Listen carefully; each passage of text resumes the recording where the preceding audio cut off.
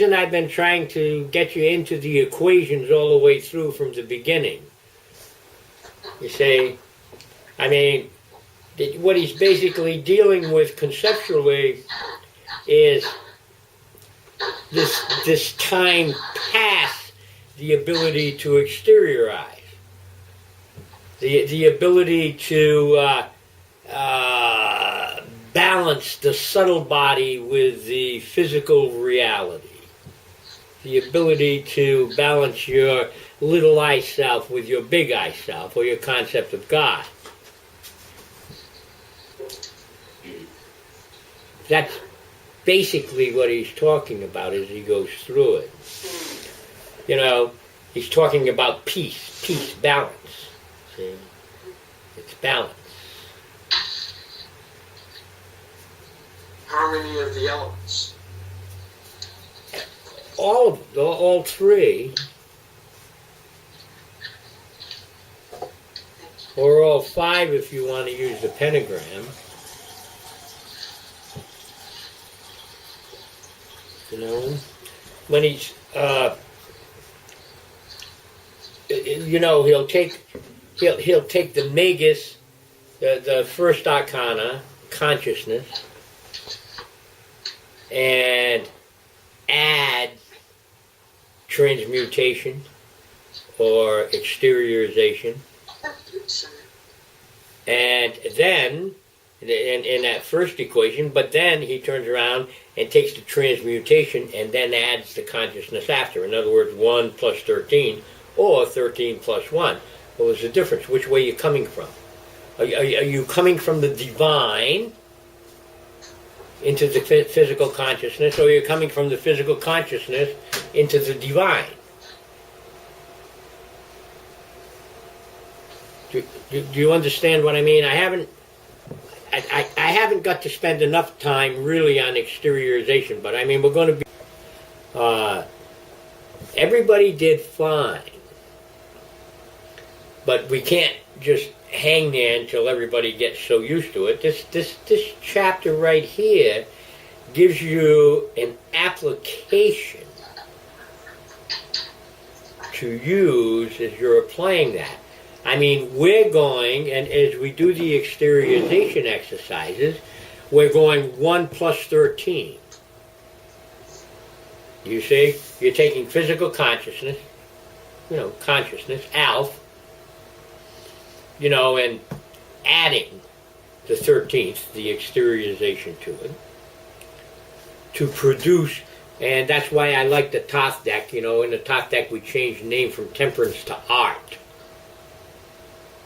When they did it. So you got the real hard concept of this one. This one is the real hard concept of this one is when you do the 7 plus 7. You see?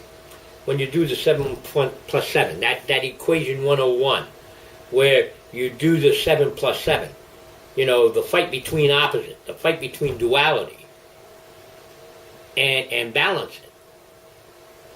See, you've got the little I self, this being that we live in, that enjoys this, that is aware of Christ consciousness is the easiest word to use here in the Western world, that's aware of that wants that can achieve it, that basically all of you have achieved it, you've touched it enough, you've achieved it, and so you've got the idea of self, and then you got this idea of higher self, and as you wrestle with the two concepts, the objective is to balance them out.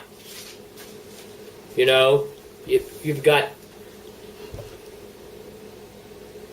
a choice to make at every point from here on through the end of the book. Everyone you deal with, you have a choice. But by the same token, you have to apply it both ways. I mean, when I say you have a choice, you go, okay, 7 plus 7. You have to start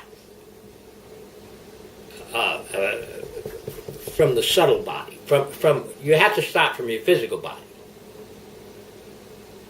You're not capable of existence on the astral yet.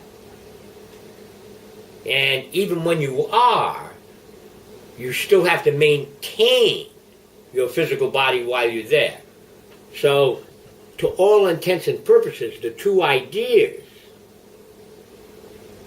to all intents and purposes, the physical concept has to maintain dominance.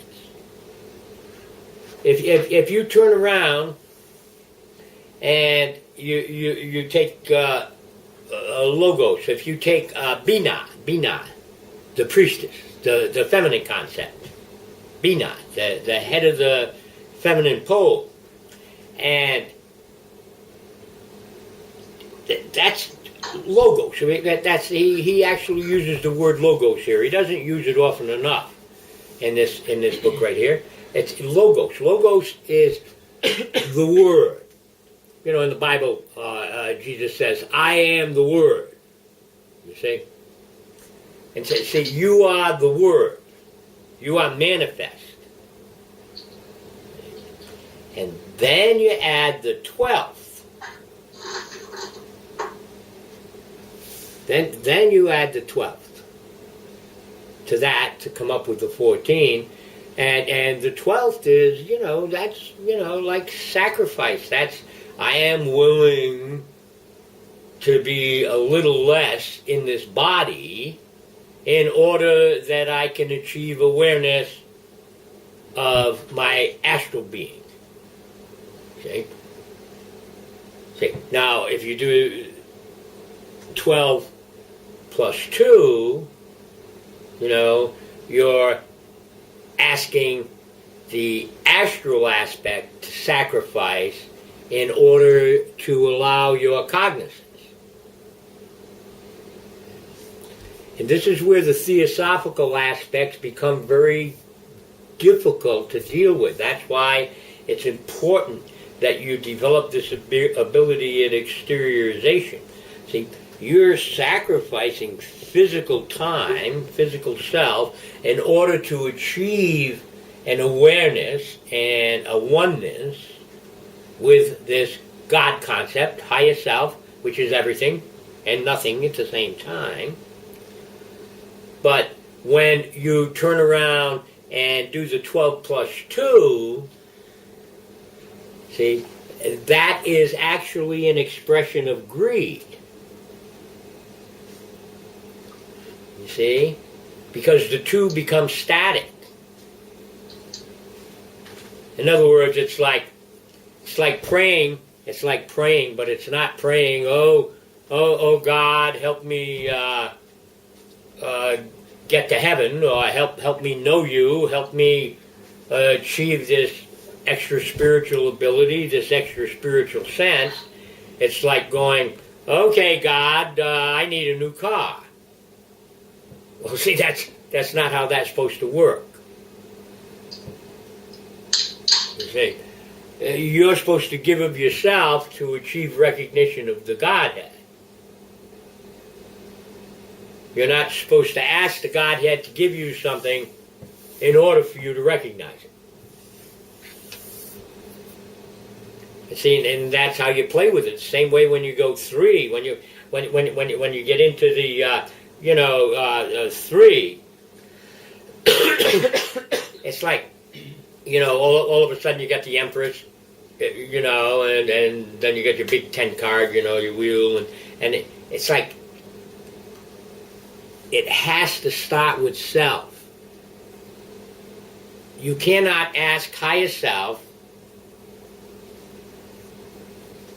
to do something for you until you push yourself to the point that you force recognition and awareness of higher self.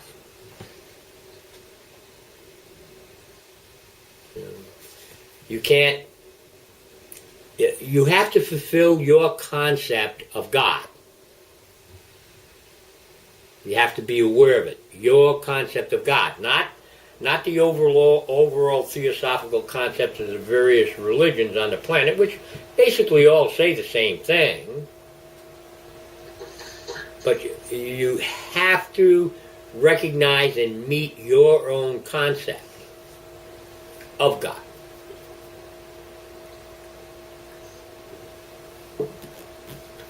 So it's sort of like we get back into the pentagram. You know, that's man. That's man. You know, the pentagram, the fifth arcana, the Hierophant, you know, the Pope and the vocal word. That's man. That's the pentagram. It's the head, the two arms, the two legs. That's the pentagram. And you add that to the ninth arcana, and all of a sudden you're pushed into this argument between good and evil.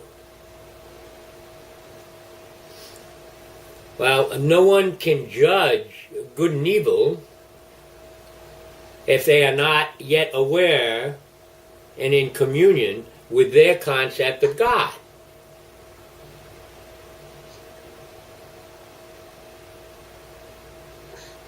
You see? I mean, even in your Christian philosophy, you get back in your Old Testament, and this beautiful concept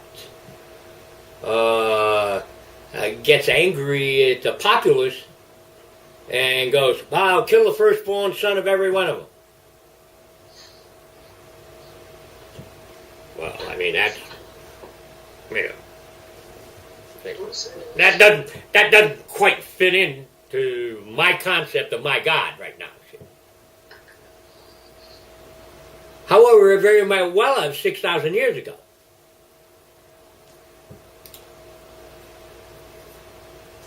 I mean, the concept, your concept of God is not allowed to be stagnant.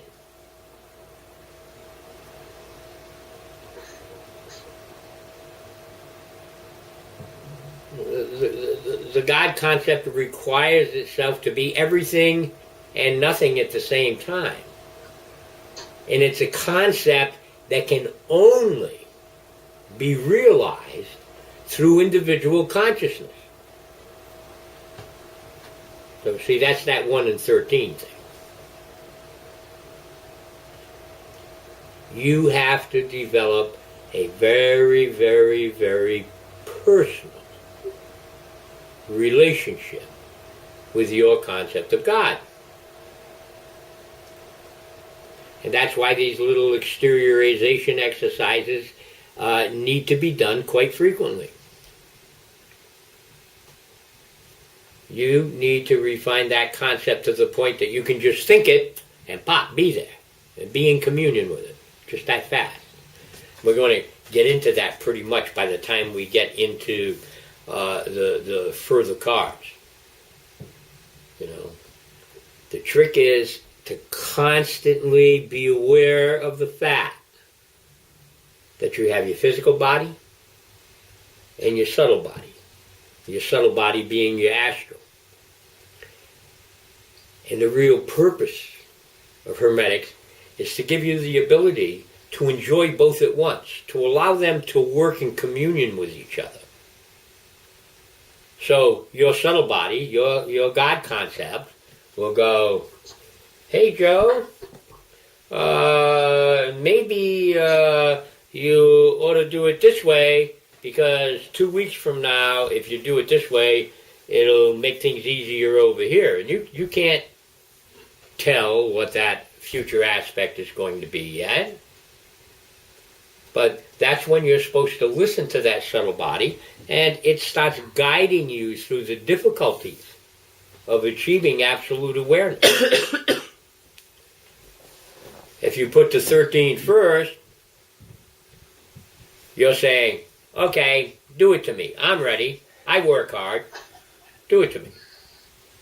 You know, I'm too busy right now. I gotta go feed the horses. I gotta do this tax return." Bada yada yada. It has to start with you. So basically, you want to use the smaller number before the higher number. Those are the concepts you use to proceed. Those are the concepts you use to do this. When you deal with this concept of good and evil,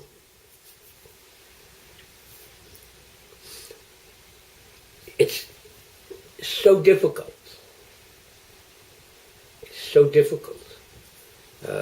We sit here and we have the news on, and some butthead nut walks in and shoots 26-year-old kids. It's like, whoa! You know, I mean, it's a horrible, horrible thing.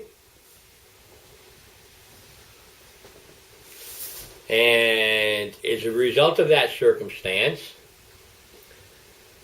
a lot of judgments are being made. A lot of judgments are being made. And it's actually in the process of causing additional social stress. It's in the process of causing additional social stress. I mean, it's becoming a big fight already, and tomorrow it'll become a bigger one. You know? I mean, it's so we're going to have more polarization instead of less because of judgment. You know? 50, 60 years ago, it would have been a couple of days. Well, it would have come over the wires and it would have been on the newspaper, but it's not like watching it on CNN. It's not like it's not like they can show you the pictures of the dead bodies in the classroom. It wasn't like that. And so these judgments in good and evil have really, really pushed the limits of human consciousness to where they automatically go, it's evil, okay? So then the gun's evil, and then this is evil, and it gets pretty wacky in there. You have to deal, and I'm not telling a person how to feel about it. I'm saying you have to recognize that you did not see, smell, taste, hear, or feel that. You heard of it. You know, you saw aftermaths of it. But it was not part of your pentagram.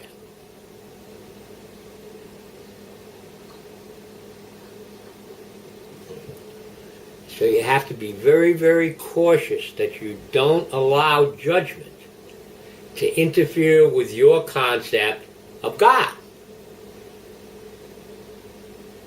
There are an awful lot of people, unfortunately, that will turn around and use circumstances like that to disclaim higher self, to disclaim the concept of God. Oh, if there was a God, it would not have allowed this to happen. You know, you have to be very, very cautious in these circumstances. Your job is to form a personal union, a very, very tight personal response between you and your concept. That's why everybody's concept is a little different. And certainly there are none of us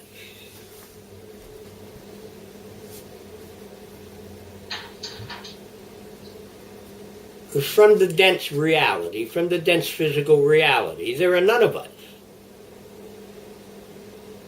that would not insist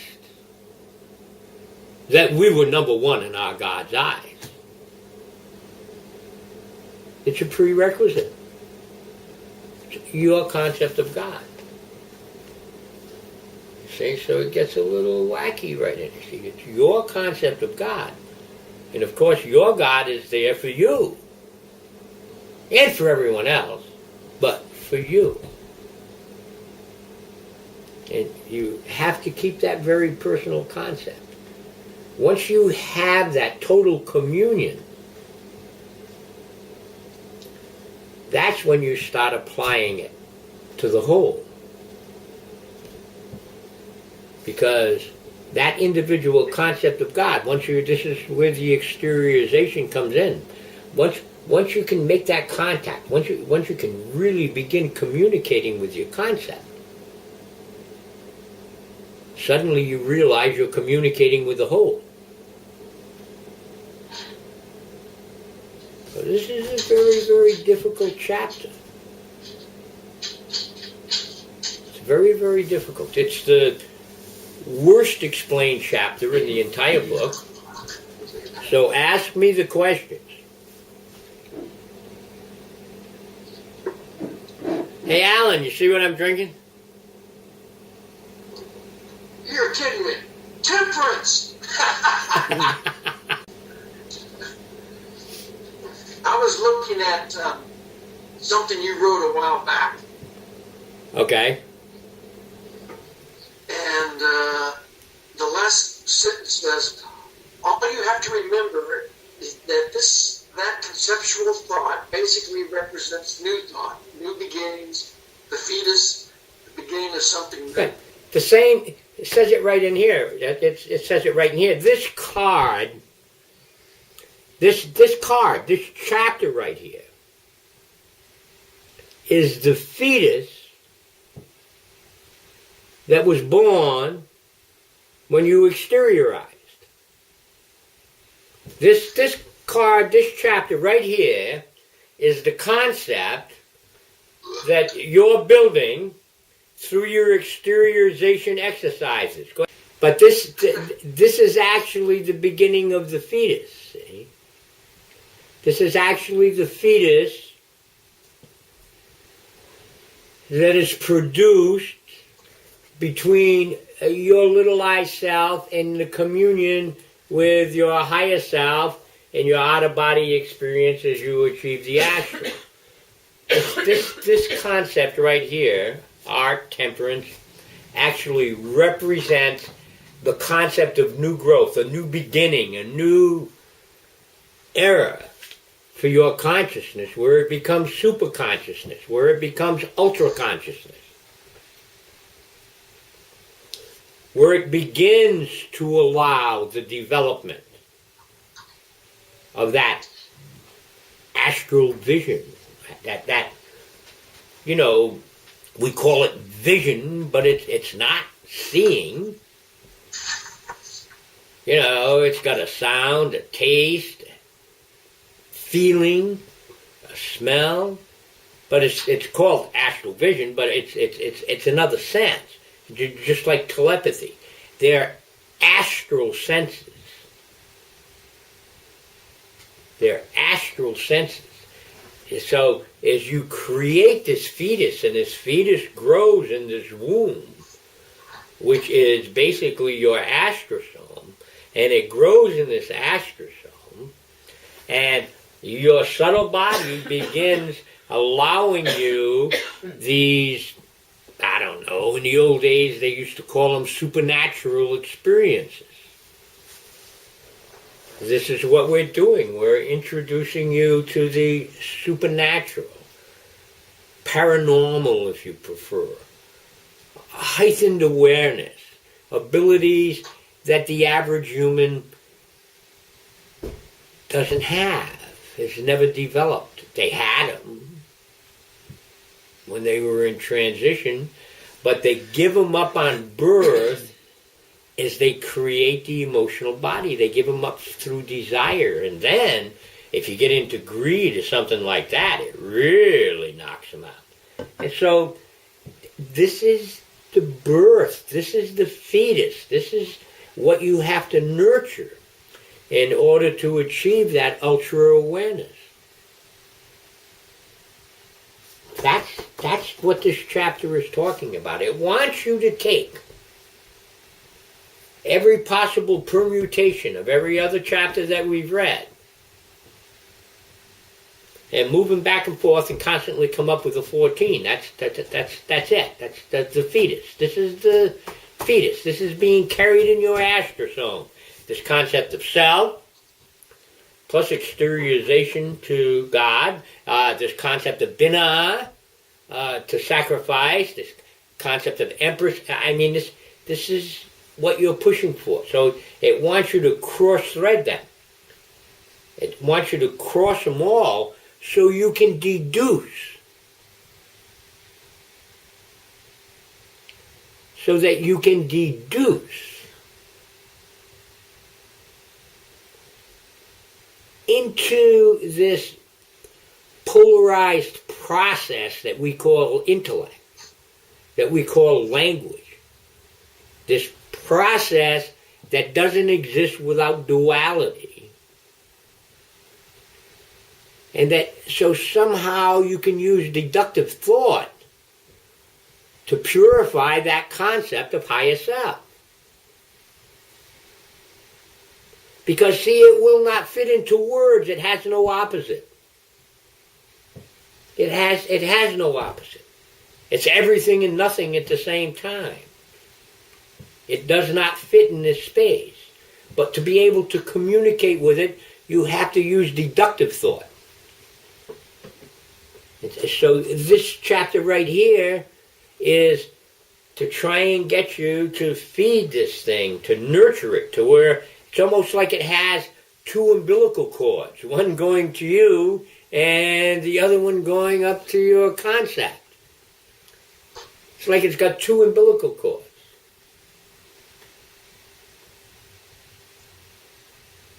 And it also gives you the ability to go to the fetus and then through the other umbilical cord to your concept. That's the 7-7 part. This is where it gets difficult. You got to play with it. It's just a thought process. It's just a thought process. But it's deductive thought. It's not inductive. You see, your concept of God, when we had you take a concept of God, and I'm sorry I have to play with semantics, but when we had you get your concept of God, we wanted your concept of God, okay? That was inductive. That was inductive. What do I want God to be? What do I think God is? Who is my God? What is my personal concept of God? See, that's inductive thought. See? Well, now when you're meeting the thing, all of a sudden you're going, wow, what is God? That's deductive. You know, what am I achieving in my experiences? What am I learning? What type of contact am I getting with God here? What is God telling me? What is God pushing me towards? What is God advising me of? What is, you see? It's deductive. You see?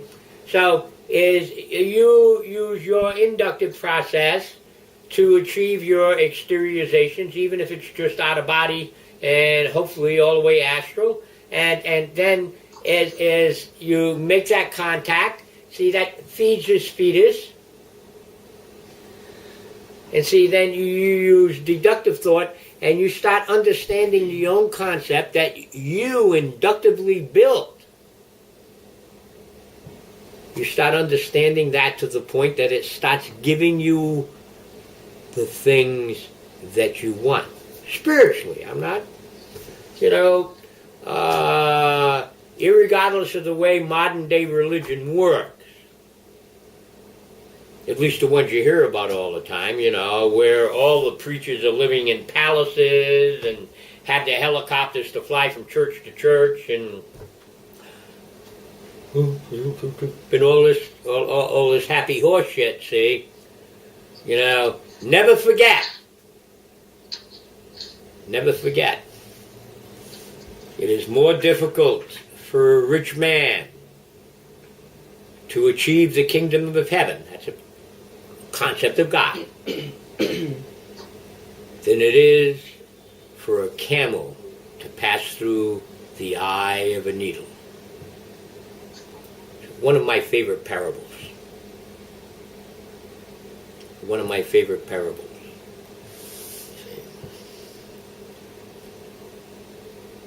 It also has a demographic representation.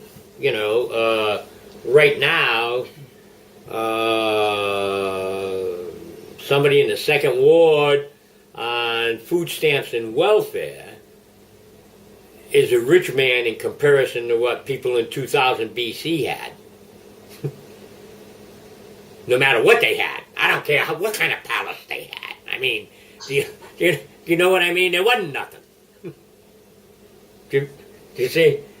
So, you know, everything is inductive, see? So when you do deductive thought, when you deal with this concept of God, see, that becomes deductive thought, see? So he was talking, when he was talking then, he was talking about the person that, you know, owned all the land and made the people grow the food for him and stuff like that, and basically took so much of it back that he had huge warehouses and stuff full of it, and let some of the people literally starve.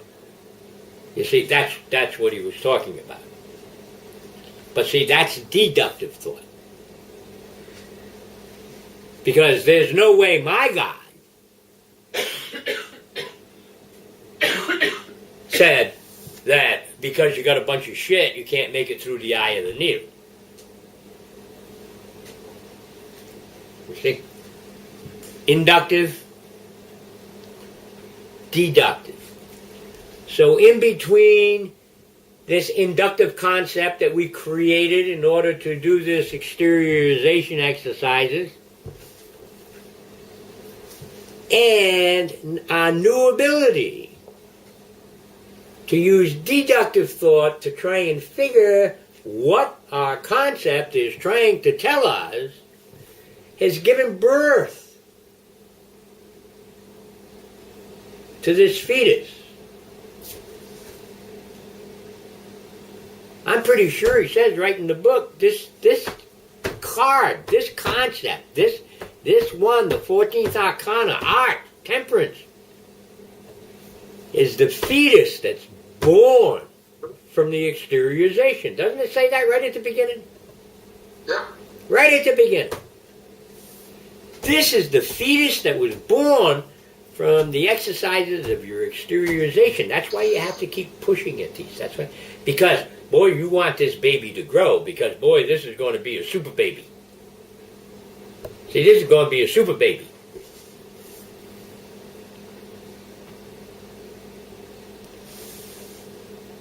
You want this baby to grow.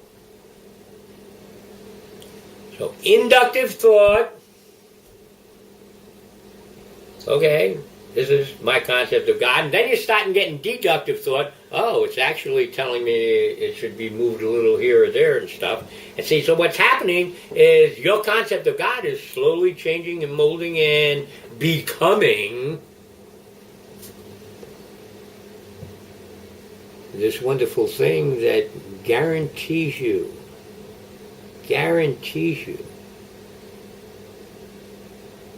the right to choose. It's going to guarantee you the right to choose. So next time you come, you know, you can be anything you want.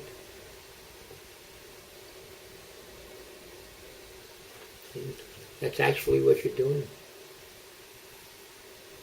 It's a wonderful thing. Okay, questions. Come on. I want everybody to read the chapter again, too.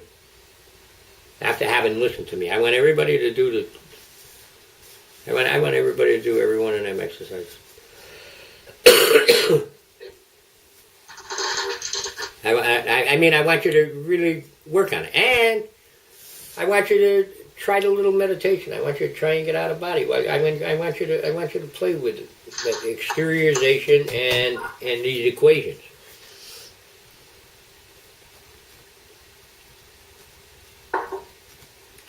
And I want to do at least one exercise with each one of you before next week, too.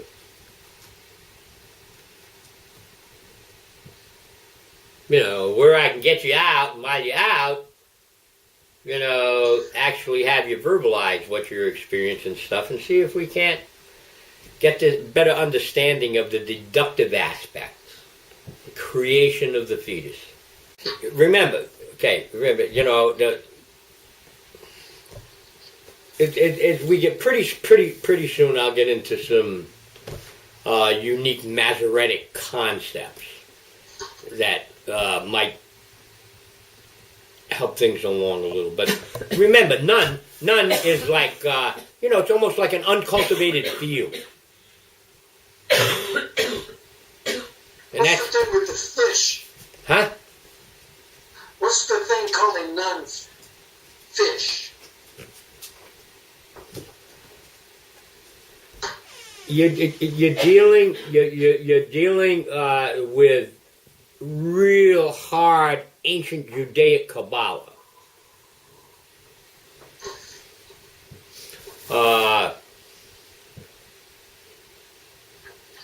You can't eat a fish without scales.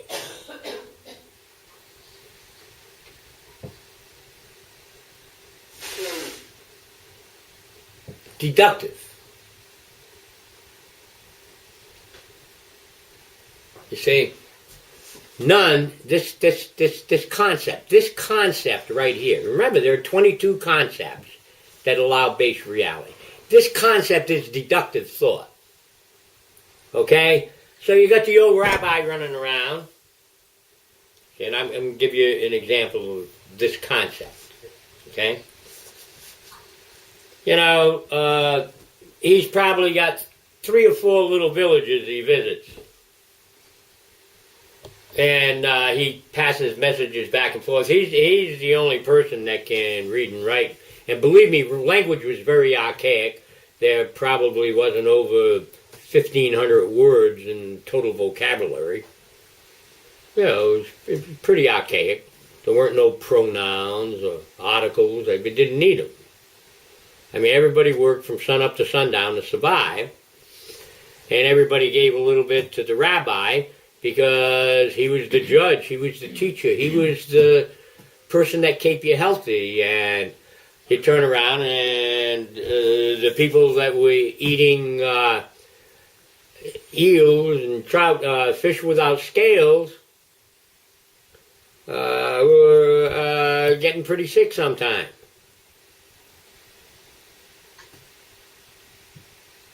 Okay, and so deductive thought. God said you shouldn't eat fish without scales. Now, you ain't got time to sit down and listen to this hairy old bastard explain to you for 7.5 hours how somehow them fish without scales are eating the wrong thing and passing on some kind of disease. And you say, God said don't eat fish without scales. Deductive thought.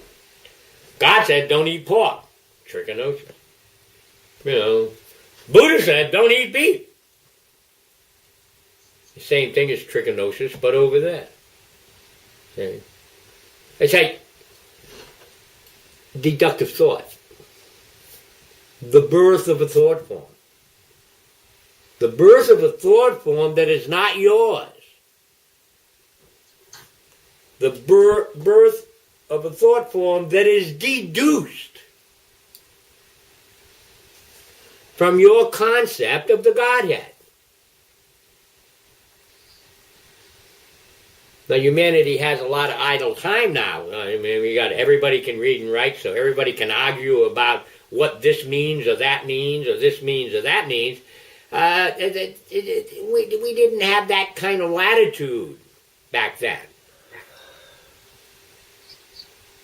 If you wanted a place to sleep, a place to eat, if you wanted clothes, you had to kill a wolf or something so you could make a coat to keep your kid warm. Somebody had to kill something. Right. You see? So, there wasn't any time to go to school.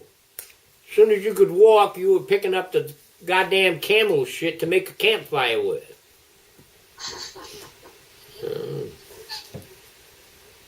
And see, now we're in a different place. So now everyone gets to deduce.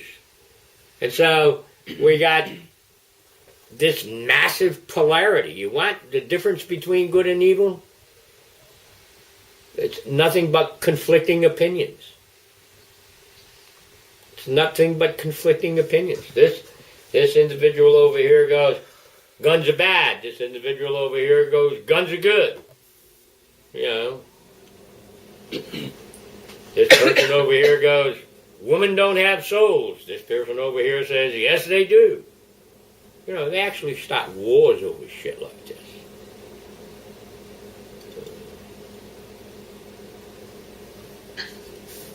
Read them all.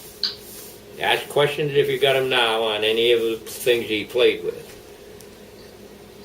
Deduce from your concept. Get this fetus growing. It has a very short gestation period. You don't have 9 months now, so you better stop practicing your Lamaze breathing.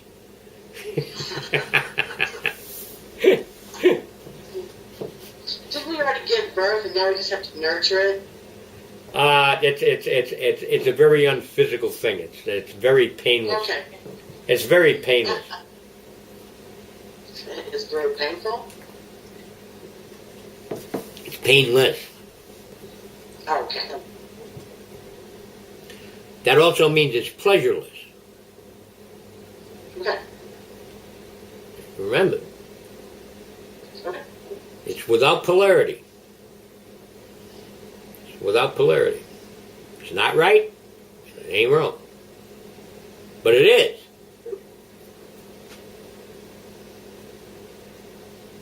It's not. And by the time you deduce what it wishes you to do, then you must judge.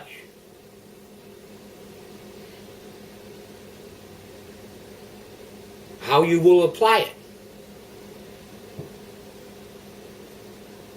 So the judgment's a human thing. That's going to stay there. You cannot live in a human body and not judge. I keep harping on you, and you're not supposed to, and yet by the same token you have to. I mean, how do you know which door you're going out, or which way you're going to turn at the corner, or what you're going to have for dinner, or whether or not your kid's going to get TV service?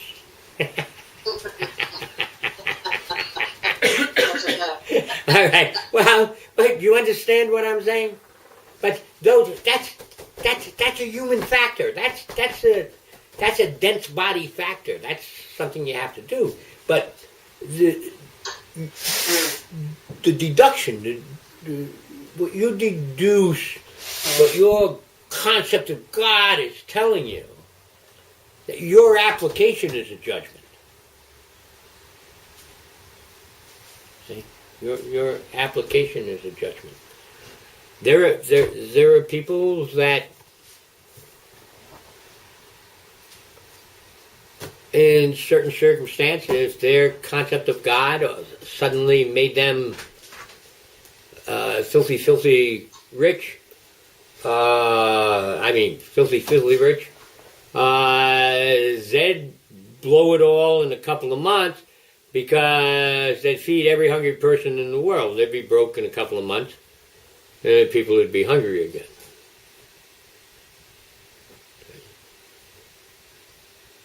But that'd be a judgment call on their part. And then there are others that would deal with it another way. But every one of the ways would be right. I mean, see, that's deductive thought. You know. There are some people that would say, yeah, let them starve, there's too many people anyway. And still be able to relate it to their Godhead. There are people that do this. Yeah. I mean, you ladies, how would you like to live in Kuwait?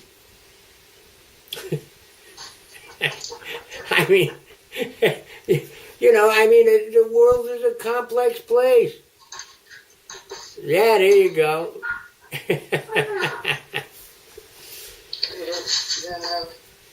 Okay, any questions? Come on. I know this is a hard one. I mean, that's why I want you to do it again. I want you to do it again. I want you to really pay attention to them equations. Remember what I said. Inductive, deductive. Which side is which? Which way is going which way? See? Really? Okay, here we go. Right here. Equation number 100. 14 equals 6 plus 8. Okay? The law of analogy, 6, together with the great law of liberation of the world scale, 8, gives birth to deduction, 14. Wow, isn't that weird? I have to apologize by giving the results of this analysis to those official savants who do not recognize the law of analogy as an instrument of deduction. The constitution of the environment, 6, and its comma, 8, is the key to physics.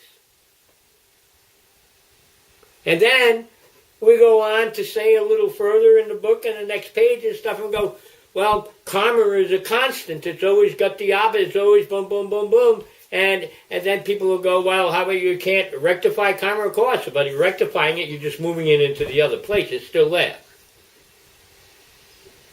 It just becomes active or passive. Complete or incomplete. You've got to play with deductive thought. If we're going to turn around and use the exteriorization process and get you in total contact with your higher self, you're going to have to understand what your higher self is trying to tell you and get you to do. That would help. So it's going to require deduction, right? It's going to require deductive thought. So let's do this chapter again. And everybody send me an email or whatever and pick a time. And next weekend, your homework, next Monday, your homework is going to be deducing from your concept. You're going to tell me what you have deduced from God.